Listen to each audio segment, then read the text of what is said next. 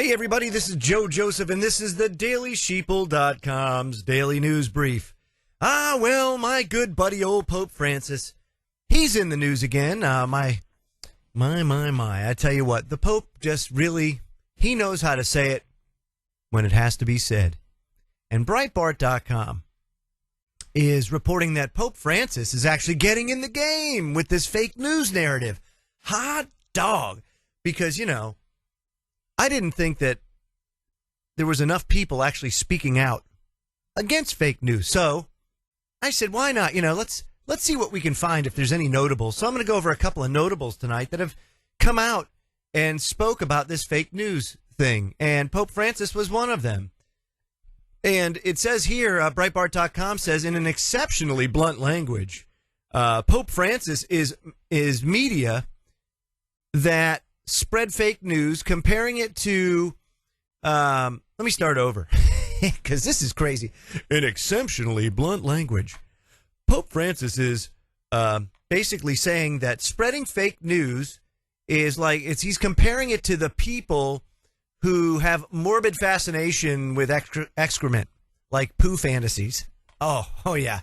It says here, in an extensive interview with the Belgian Catholic journal Tetrio, the Pope said that media outlets that distorted the news and spread slander risk falling into coprophilia, the psychological pathology characterized by an abnormal fascination with feces.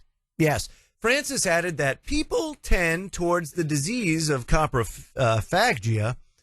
Coprophagia. Yes, that's how they say it in Italian. The corresponding desire to consume feces.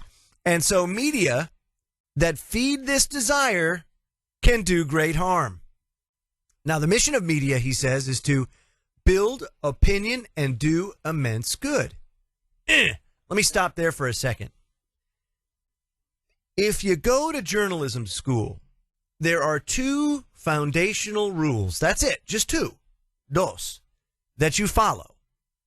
One, always follow the truth because the truth is the story. That's one. It's a pretty heavy one.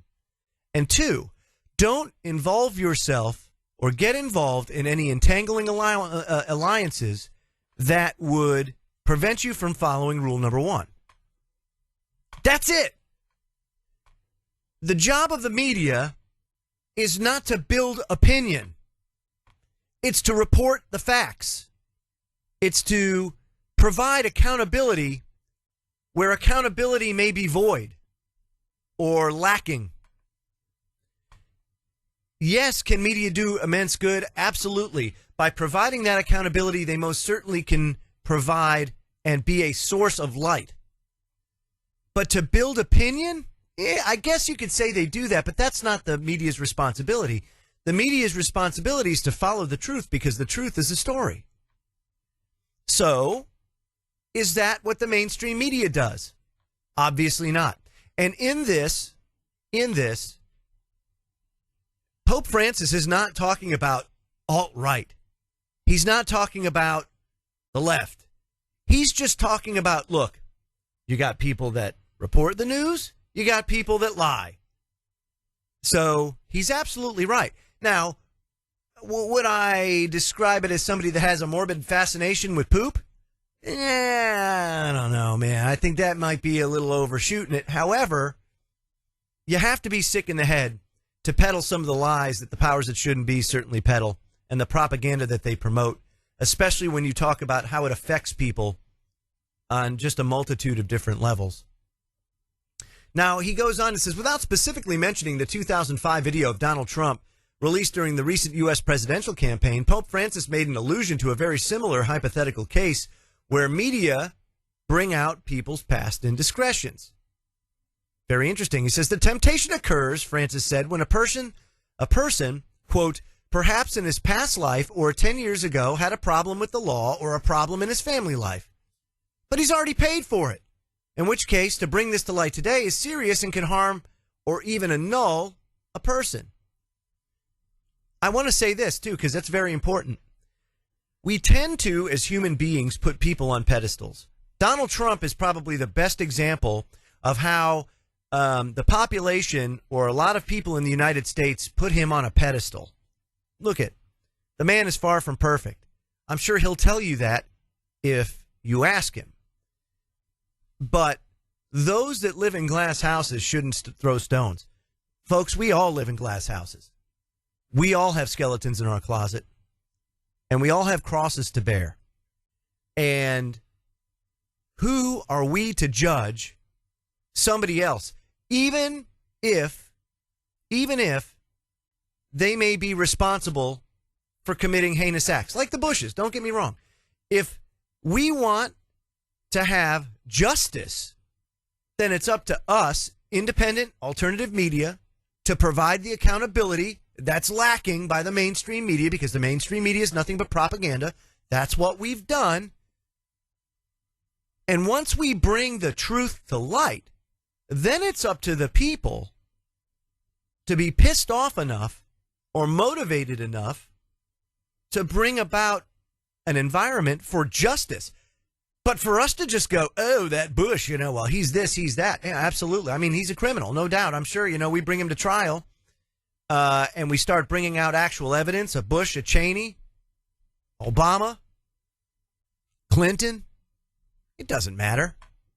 If we bring them all to light, chances are we'll get guilty verdicts. But look at as individuals, and if you're a Christian individual, Mike Pence, sin is sin. Okay? If you steal a piece of penny candy from the local five and dime, I have to go back to his time, Well, it was my time too when I was a kid. Or you go and murder somebody, look at stealing, murder, they're sins. They're both sins. In the eyes of God, they're equal. A sin is a sin. And unless there's somebody around here on this earth that's perfect, no one on this earth has the right to judge anyone else. Yet it's funny because we all know what's best for everybody else, don't we? And that's why I can't stand it. Can't stand it when people's dirty laundry get aired. And I'm not saying that Donald Trump, there's a vetting process when you become the president. I get that. But let me tell you something. There is no saints in this world today or anybody that doesn't have a skeleton in their closet. Even the most brightest light or best individual out there, you'll find. I mean, look at Bill Cosby, right? Here's Bill Cosby. This guy was put on a pedestal for years and years. America's dad, right? Look at what he's alleged to have done. You see what I'm saying? It doesn't matter. When you put people on pedestals, you will be disappointed every time. Every time. And so, interestingly enough, Pope Francis comes out, talks about the fake news, and basically criticizes media in general, or those that do promote fake news. So bravo to Pope Francis for that. Of course, again, comparing it to somebody with a feces fascination is kind of interesting, but hey, I get his point. Another person that came out and just happens to be one of my favorite actors is Denzel Washington. He just came out and blasted the media for selling BS. He was at the center of a fake news story, according to The Hill. And Denzel basically came out and said that the mainstream media is the one that's selling the BS. I mean, this is fabulous. He says if you don't read the newspaper, you're uninformed. If you do read it, you're misinformed. Washington, the star and director of behind the new film Fences, told ITK at the Wednesday premiere inside the National Museum of African American History and Culture. He said Fences, based on an award-winning play of the same, also features Viola Davis and centers on the life of a black family in 1950s Pittsburgh. It's set to be released at Christmas. But interestingly enough, he hit it. I mean, he hit a home run. If you don't read the newspaper, you're uninformed. But if you do read it, you're misinformed. He says one of the effects of too much information is the need to be first, not even to be true anymore. He says, so what a responsibility you have to tell the truth. You know, that's the responsibility. And Denzel's a typical New Yorker. He tells it like it is. So there's no, for me, first of all, there's no reason to doubt him. Second of all, bravo for him. Here he is, to me, a significant public figure coming out and telling it like it is. It's gotten so cutthroat and competitive out there because it's more about commercialization than it is about telling the news. It's more about satisfying sponsors and making money and Hollywood and personalities that he calls it like it is. You're misinformed. He says in our society, now it's just first. Who cares? Get it out there. We don't care who it hurts. We don't care who we destroy. We don't care if it's true. He concludes, he says, just say it, sell it. Anything you practice, you'll get good at, including BS. Bravo, Denzel Washington. Bravo. And he tells it just like I would say it, or anybody else who follows the news should say it. And of course, you know, and I'm not defending any particular media organization. Heck, there are times when we here at the Daily Sheeple, we may get it wrong. But you know something? What our intentions are, and what the intentions of many people out there in independent media are, is to provide accountability. It's not to satisfy our sponsors. It's not to sell snake oil. It's not to peddle ideologies to make sure that we're not censored. That's not it at all. So, two very, very notable public figures that have come out against the fake news narrative, that are pushing back. So awesome for that. In other news, ZeroHedge.com had a great article by none other, one of my favorite humans of all time, George Washington. Putin may be an authoritarian a-hole, but Americans should also criticize stupid U.S. policy. Awesome. It says, in launching the Iraq War and the War on Terror, George Bush said, you're either with us or against us. Now, we know that the entire justification for the Iraq War was false from the get-go, and Saddam Hussein, while an a-hole and a tyrant, did not possess a threat to the West. So what about Americans, us included, who protested the Iraq War at the time? Were we, as loudly proclaimed by those pushing for war, Saddam lovers? Apologists for Saddam and propagandists for Iraq? No. We were loyal Americans trying to stop a very stupid policy mistake that we knew would cause a lot of problems for Americans. And the same thing is true for the frothing at the mouth warmongers and Putin. Specifically, Putin is an authoritarian a-hole. The Russian government spies on everyone and cracks down on free speech. And if someone living in Russia criticizes Putin, Lord only knows what happens to them. He says, I'm very grateful that I was born in America and not Russia. And, but knuckleheads who label all Americans who criticize U.S. foreign policy towards Russia as Putin lovers or propagandists for Russia are as bad as Bush saying the things he said about the Iraq War.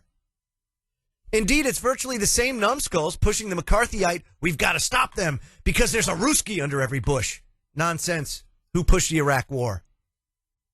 Those who criticized the Iraq War before it started have been proven right. And on the other hand, those that tried to shut us up were wrong. The same thing is true of the whole McCarthyite anti-Ruski campaign.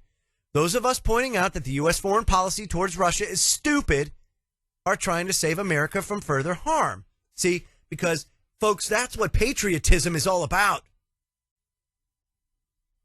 So, those who love America are willing to criticize their actions when they're dumb, when they're stupid. Why would you go for... Remember, folks, we are the boss. We're the boss. And when our non-representing representatives and our government is knowingly and willingly doing things to our detriment, as a boss, we need to speak up. It's amazing. Here's some quotes. This is from the U.S. Supreme Court in American Communication Association versus Dowds. Quote, it's not the function of our government to keep the citizens from falling into error. It is the functions of the citizen to keep the government from falling into error. How about Teddy Roosevelt? There's a couple of quotes from him. He says, patriotism means to stand by the country. It does not mean to stand by the president or any other public official, save exactly to the degree in which he himself stands by the country. It is patriotic to support him insofar as he efficiently serves the country. It is, however, unpatriotic not to oppose him to the exact extent that by inefficiency or otherwise he fails in his duty to stand by the country. He also said, to announce that there must be no criticism of the president or that we are to stand by the president, right or wrong, is not only unpatriotic and servile, but is morally treasonable to the American public. Mark Twain was quoted as saying, the citizen who sees his society's democratic clothes being worn out and does not cry it out is not a patriot, but a traitor. Thomas Jefferson, all tyranny needs to gain a foothold is for people of good conscience to remain silent. And also, he was also attributed as saying, dissent is the highest form of patriotism. I believe that wholeheartedly. Anytime you go into something, you should always be looking on the opposite side, even if you agree with it, because if you want to form an educated and well-rounded opinion, then you have to understand the other side as well. Abraham Lincoln was quoted as saying this, to stand in silence when they should be protesting makes cowards out of men. Look at America today and ask yourself, what's happened to the men in this country? Edmund Burke, a British statesman, was quoted as saying, all that's necessary for forces of evil to prevail in the world is for enough good men to do nothing. How often have we seen things happen in this country, in the world in general, and people have sat idly by and taken it? It's happened way too much, way too much. Woodrow Wilson, probably the one man that has, the one president out of all of them that single-handedly ruined this country, and he admitted it himself in his own words, and I believe was the downfall of his health, was quoted as saying, liberty has never come from government. Liberty has always come from the subjects of government. The history of liberty is a history of resistance. The history of liberty is a history of limitations of government power, not the increase of it. Absolutely right. It's not, government's responsibility is not to take care of you from cradle to grave.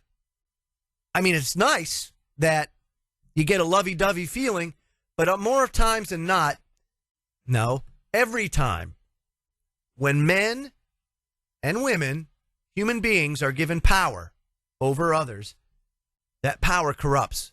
You throw money in it, and you have absolute and total corruption. Two final quotes from one of my heroes, probably my biggest hero, Dr. Martin Luther King. He was quoted as saying, our lives begin to end the day we become silent about things that matter. And he also said, history will have to record that the greatest tragedy of this period of social transition was not the strident clamor of the bad people, but the appalling silence of the good people. And folks, that's what we have today. Now, something that the Trump election showed was that there is enough people out there. Look at the county maps and how this guy got elected. There are enough people out there that felt strong enough to be able to come out and push the button for Trump or little X or however they voted. But we need much more than that. What we need in this country is accountability, something that is sorely lacking.